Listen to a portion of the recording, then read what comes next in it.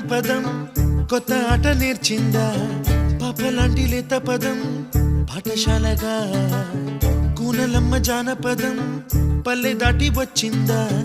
చవళిల జానతనం పాట చూపగా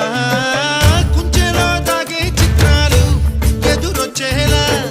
అంతటా ఎన్నో వర్ణాలు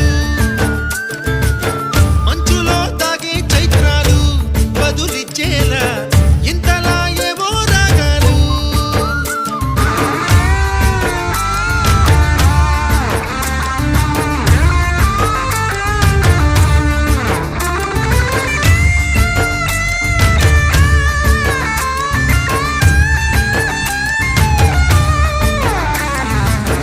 ఆకతాయి సందడిగా